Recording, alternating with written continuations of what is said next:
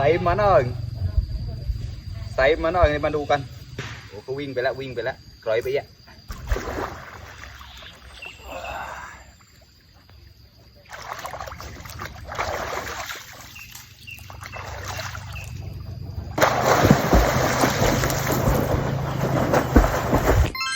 มังเออสมนิฮดาวสวัสดีทุกคนครับไก่งวเอากับงวเลยกาดมานะเปล่าลูกเกลือพวกงวกาดมองแบงงวอย่าชัวเลยไปต่ออย่างนั้นเนี่ยเด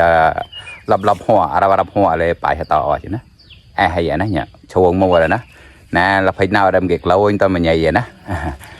วันนี้ก็แดดออกได้ดีมากเลยครับตัดหญ้าในสวนก็หมดแล้วครับเกลี้ยงหมดแล้วครับเนี่ยสะอาดตาแล้วครับวันนี้ฝนก็ไม่ตกครับ2 วันแล้วครับร้อนมากเลยครับเดี๋ยวมาเล่นน้ำกันนะครับเพื่อนๆเนี่ยมีสระน้ำอยู่ครับเอาไว้ให้ทุเรียนนะครับอันนี้สระเนี่ยก็ได้กระตุไรดีได้แม่nào rồi đóเนี่ยที่ตัวได้เตยใจแค่หมาดเลยนะแต่มองได้จะแม่กระปอนเนี่ยตีปอกลูกปอกเดี๋ยวเราจะมาเล่นที่นี่แหละครับเครื่องวัวได้แล้วนะเครื่องวัวก็มือจ่อนะเนี่ยผ่านเครื่องนักเน่าที่ด้านลองเจอที่เครื่องวัวเราไปเกิดมันนะเนี่ยในกระเป๋าได้แม่น่ะแกะเลยวุยเลยไหนมันนะแกะปลาไหนต่อแกะฮักเก่าแต่นะมีเลี้ยงปลาด้วยนะครับมีปลาดุกแล้วก็ปลานิลครับเต็มเลยครับเดี๋ยวให้ดูนะครับเนี่ยแกะเราได้เชิมฮะเนี่ยปลานิลแล้วก็มีปลาดุกด้วยนะครับซูมให้ดูนะยังไม่ได้ให้อาหารเลยคุยก่อนแน่นั่นกายตาแต่ปึกลงไว้ได้กินกำจรเราแล้วนะมาเล่นน้ำด้วยกันครับมีงูด้วยมีลูกจะเล่นหรือเปล่าเนี่ย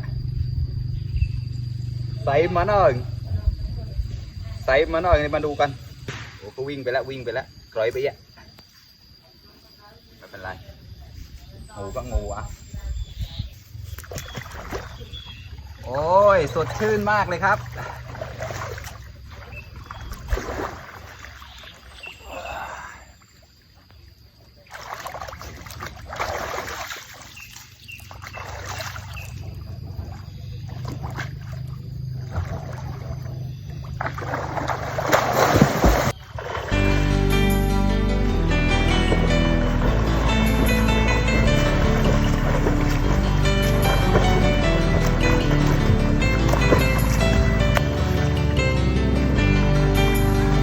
เต้าก็น่าปลาเป็นตรงนั้นเหรอเต้า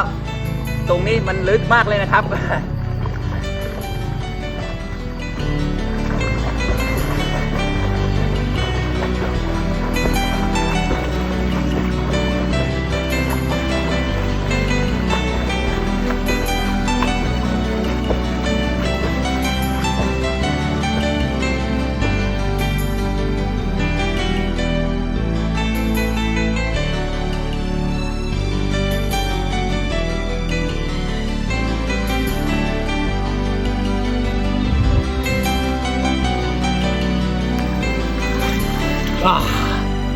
ไก่เราต่อเฮ้ยอวนเตยนะเล่นเสร็จแล้วครับขอหายเหนื่อยครับตัดหญ้าไว้เหนื่อยตุดโชว์โด่งๆนะโตกันเอาตีเด็กหล่ออย่างนี้นะเต่ามารับจังแสงที่เต่ามันก่อนนะก็ได้มันเต้รอบๆเนี่ยมันจะดูคุ้นๆหน่อยนะครับเพราะว่ามันเป็นดินแดงนะครับช่วงเนี้ยโอเคครับเพื่อนๆไก่ตานะโอ้ไม่รู้จะขึ้นได้หรือเปล่าตอนเก่าอย่างนี้ฮะลื่นเหมือนกันนะเพราะว่าไม่ได้ทำเหมือนบันไดไว้วิกโลนตอนจะไหนนะ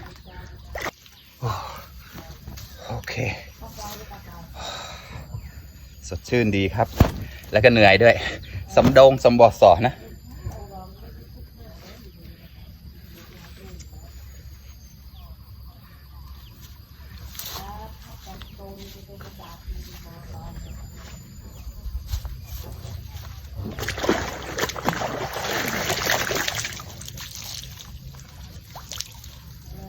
ตัดเลยกระป๋ายก่อนแล้วนะกล้วยใกล้จะตัดได้แล้วนะครับอันนี้ก็อีก1 หวีครับยาหมอหายคนนะขอบคุณเพื่อนๆที่เข้ามารับชมทุกคนนะครับใครชอบนี้ฝากเป็นกำลังใจให้ด้วยนะครับฝากกดไลค์กดแชร์ให้ด้วยนะครับพันเดอร์ไลค์เดอร์แชร์เนี่ยเราแต่นำมูเชียบเรามัวตอนเรามุกลมตอนที่มันจะมอยเปิดนี่นะเล็บก้อมสาวจำฮอดก็ตั้งกูนราวบ๊ายบาย